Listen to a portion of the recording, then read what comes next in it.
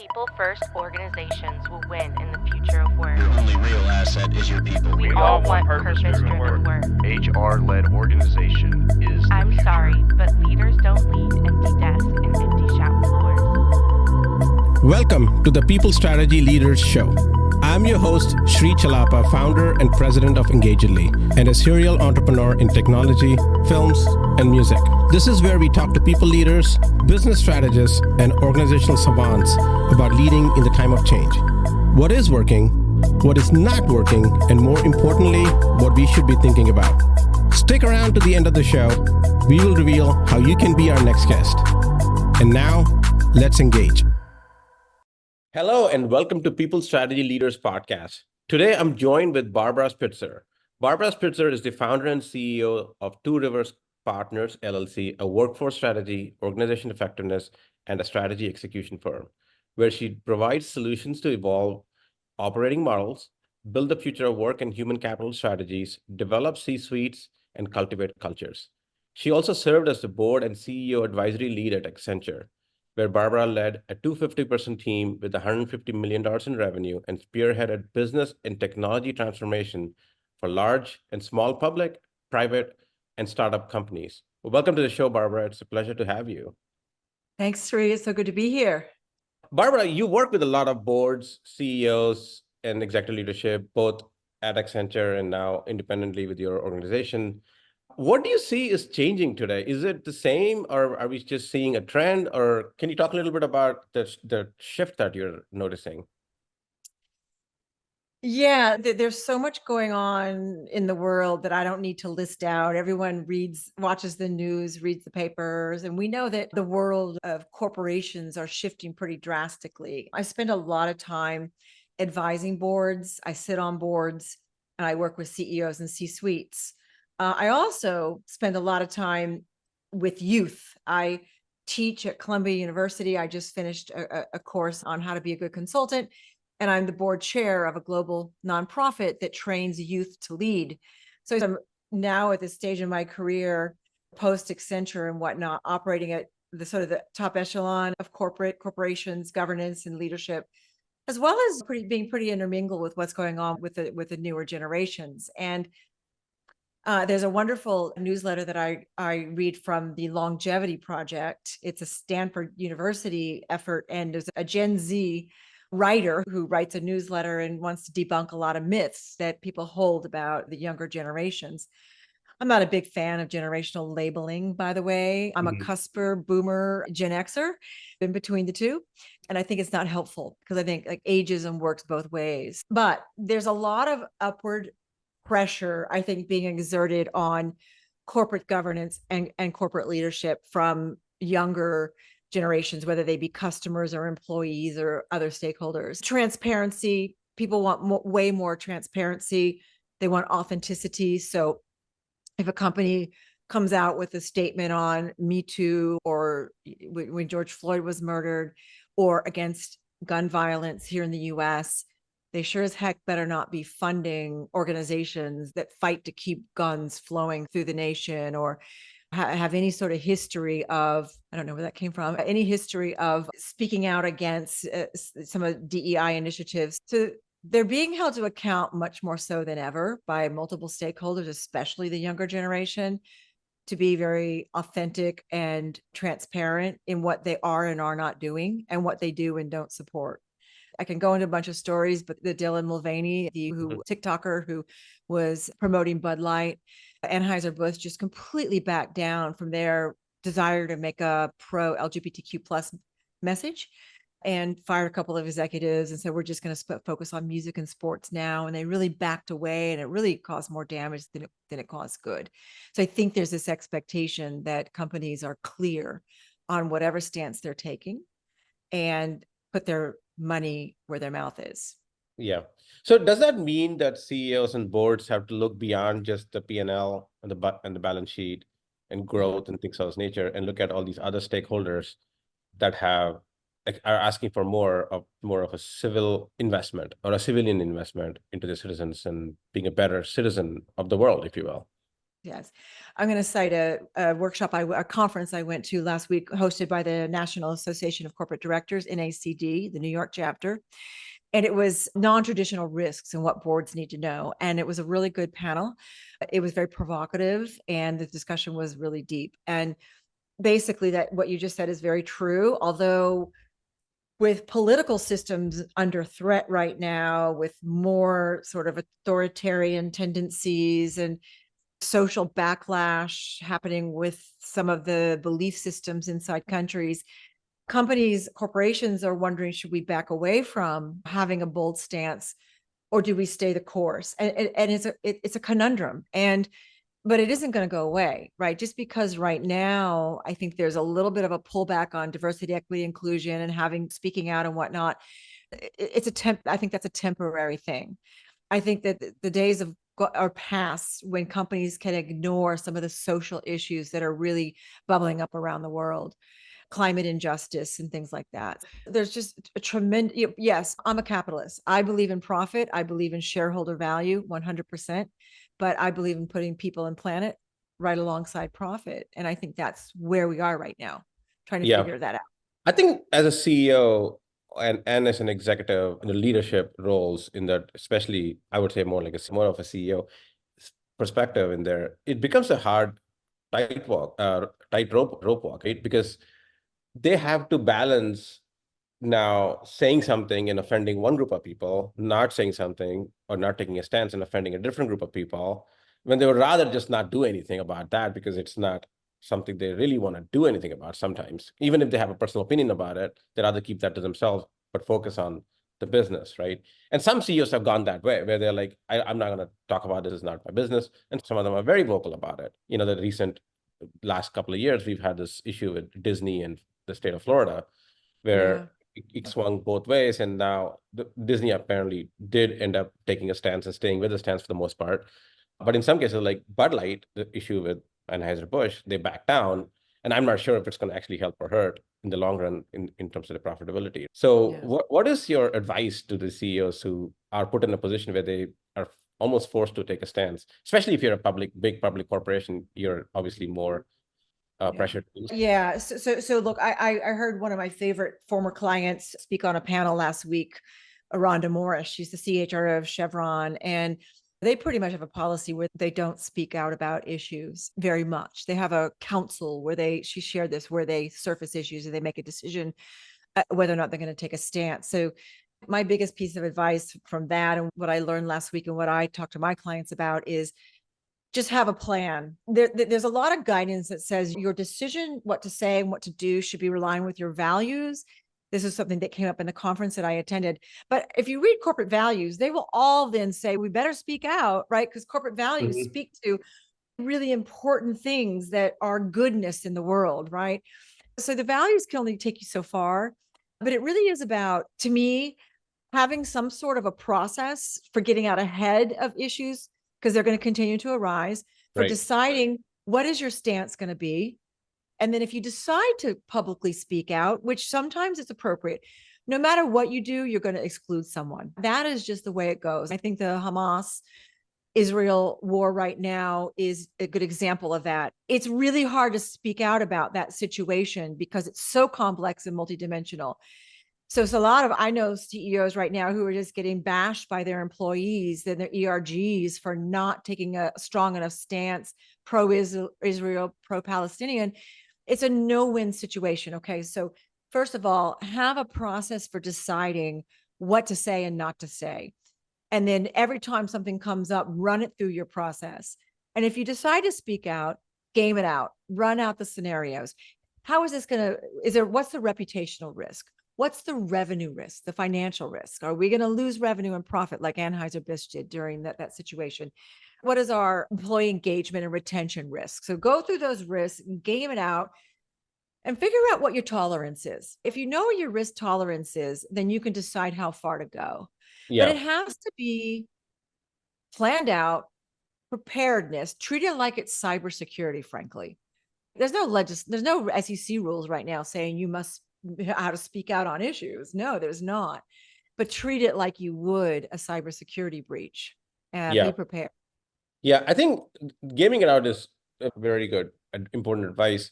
And what I would also add to that, which you might have meant as well, is game it out 3, 4, 5 steps ahead.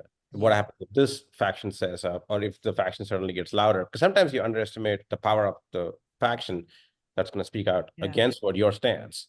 And it might be a small minority, but they usually are very vocal. It's usually a small minority that's Right. extremely vocal and makes it sound like it's a massive disconnect with the audience, but when that's not the case. And so you Yep. really have to figure out a good game plan. So it almost becomes, I feel, based on what I'm hearing from you, is that the CEOs have to become a little bit political and nuanced in how they approach these issues so that it doesn't affect the overall organization in the longer run, as long as they're on the right side of the issue for the most part. Another thing here in the US is some of the legislation against women's right to choose. I have a good friend who is a CEO, and they made a statement that said if anyone lives in a state where it's been banned, we'll pay Hmm. for your travel. A lot of employees were not happy with that. They had an issue with that, and they were very vocal. But a lot of employees who felt good about it didn't necessarily speak out. So you have to make a decision, stick to it because that's what you believe is the right thing to do. And that is being a politician. Hmm. Do it and then don't buckle under the pressure.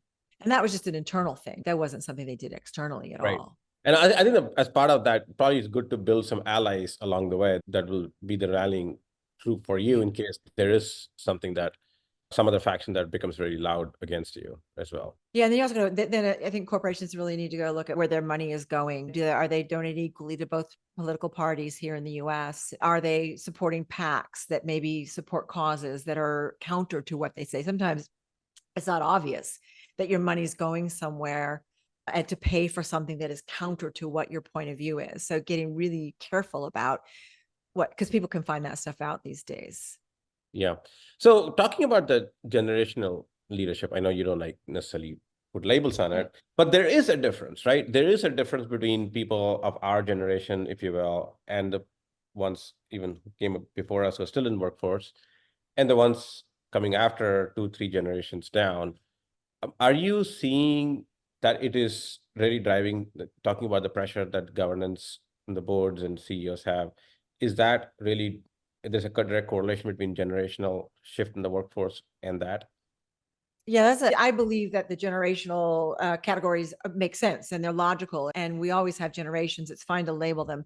What I don't like is the stereotypes. And yeah, let's just take board governance, right? Being a board director is a great role when you're late in your career or post retirement, but boards need a youthful voice on their board, right? So I heard a 35-year-old board director who sits on Disney Media's board speak on a panel of other board directors, and I found her quite refreshing. Like she said something like, as boards, we deal with really complicated issues. We have to make sure we set the right tone for the discussion to deal with what will be a very tricky, difficult issue. The others sort of snickered, sometimes a piece of music or a reading or a reminder of our values. Kind of some little snickers went across the panel. And it's no, actually, that's actually a good idea, right? It's important to be conscious and aware of the behavioral psychological state of mind. And so I think that the younger generation is bringing just more desire for solutions instead of just a bunch of talk or sweeping some things under the rug. Mental health is a good example, but they don't want people talking about mental health just for mental health's sake. But Hmm. they actually want them to companies to talk about it and come up with real life solutions to solve the problem and not normalize mental illness, but make sure that it isn't something that it is a reason to discriminate. So I think that the younger generation is pushing just more openness and awareness on some of the unique differences that people's lived experiences Yeah. require. Yeah. Yeah. So let me ask you a kind of a loaded question. Is this, all these changes, a good thing, or is it maybe not so good from purely from a running a for-profit corporation CEO's perspective? Well, that's a tough question because you start to dip your toe into different values and belief systems, religious, political, whatever. And I started work when women had to wear skirts and pantyhose, no bare legs, no pants.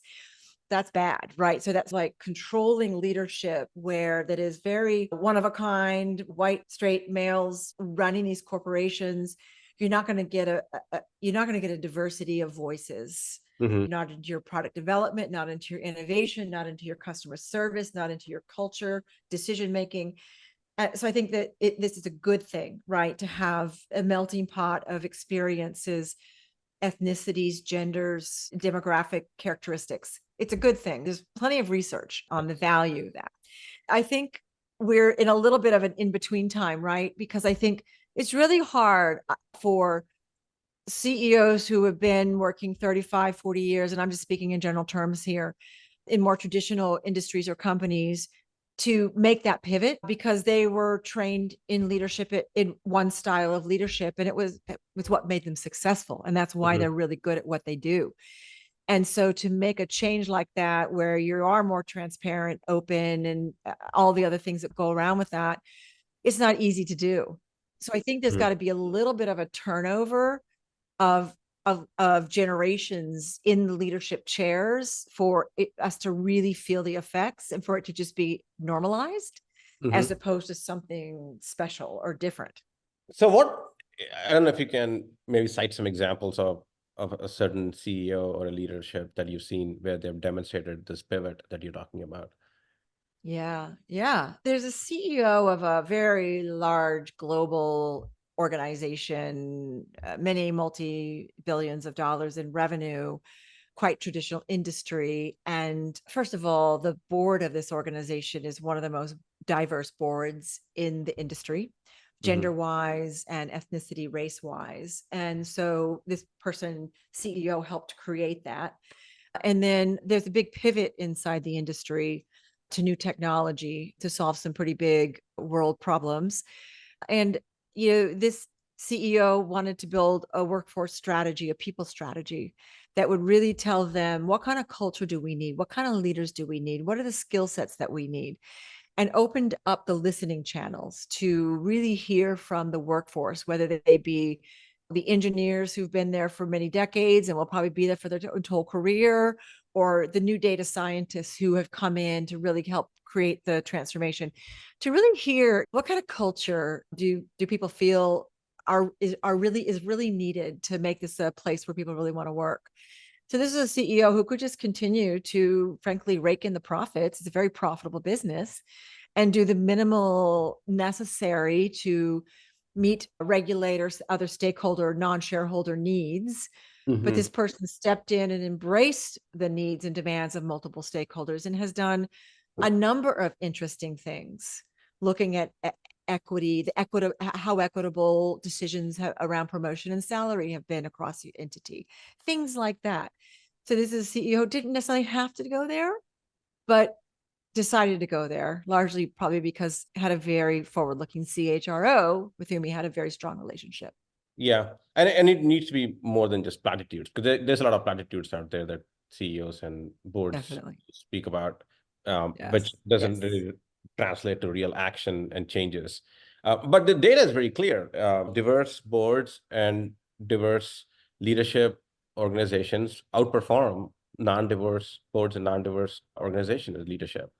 There's purely from profit perspective, from S&P's stock performance perspective, there's no question about it. So it is not only the right thing to do in many ways, and I agree with you on that. So even though that was a little bit of a lower question, I do believe there's a good thing that there's some pressure on that, but it's actually a profitable thing to do. It is, yes, it is. All right. So last question, and then I know you have to run. So what are the one or two key tips you would give to maybe younger CEOs who are new in the role, who are like, okay, earlier I was just expected to hit my KPIs and hit my numbers. Now I got to play a little bit of a politician and do some balancing act. What are some of the key tips you would give to those people? We all know it's lonely at the top. And if you are the CEO, you truly do sit at the top. And although you report to the board, they're not your peers either. You might sit on the board as an executive director, but you're not really, they're also overseeing your work. So it's very lonely. So to me, the first thing is to don't be afraid to ask for help. There are plenty of people out there who can mentor, coach, and guide you.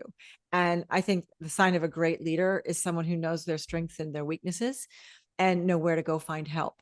So that's one thing. I think the other thing is you do have to listen to a lot of different stakeholders. If you listen to just the board, they're just doing what boards are there to protect shareholder value, Right. which sometimes can lead to short-term behavior. And sometimes you need short-term behavior. But boards also need to take the long view and think about the long picture. The long view oftentimes it is about shareholders for sure, but it's also about communities, regulators, governments, your workforce. So it's be a CEO who thinks broadly about the ecosystem within which they're operating and don't ignore one over the other. Lastly, I'll say the voice of the employee. Listen to the voice of the employee. Go out and really hear what they're thinking on the ground. Those would be three immediate ones that I would say where I've seen CEOs get tripped up because they haven't done those things.